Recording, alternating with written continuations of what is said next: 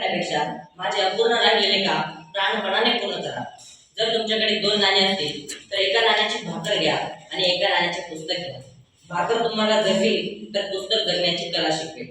अशा महामानवाची जयंती व त्यांना अभिवादन करण्यासाठी, त्यांच्या विचारांना व कार्याला उजाळा देण्यासाठी आज आपण इथे जमलेलो आहोत.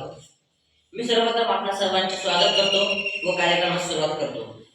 सर्वसामान्यांचा आधार भारतीय संविधानाचे शिल्पकार त्या ज्ञानसूर्याने दूर केला दीनदलितांच्या जीवनातील अंधार.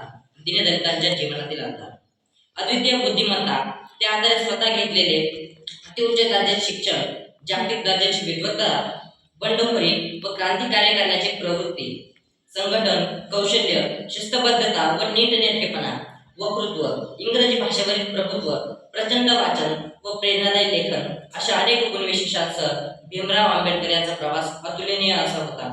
हजारो वर्षांची गुलामगिरी नष्ट करणारे महामानव डॉक्टर बाबासाहेब आंबेडकर. अशा महापुरुषास विनम्र अभिवादन.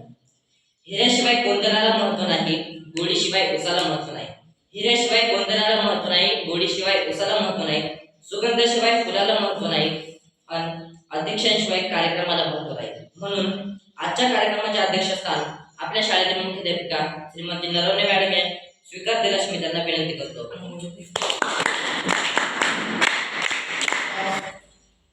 जी सूचना मांडली मी सर्वांच्या वतीने मी अनुमोदन देतो. ज्योत तेवते समतेची, ज्योत तेवते त्यागाची. ज्योत तेवते समतेची, ज्योत तेवते त्यागाची, ज्योत तेवते क्रांतीची आणि समर्पणाची. त्या ज्योतीने एक संदेश दिला आहे, स्वतःसाठी जगता जगता दुसऱ्यासाठी जगून पाहावं. आणि म्हणूनच या दीपाला म्हणजे दिव्याला साक्षी ठेवूनच आपण कार्यक्रम साजरा करत असतो.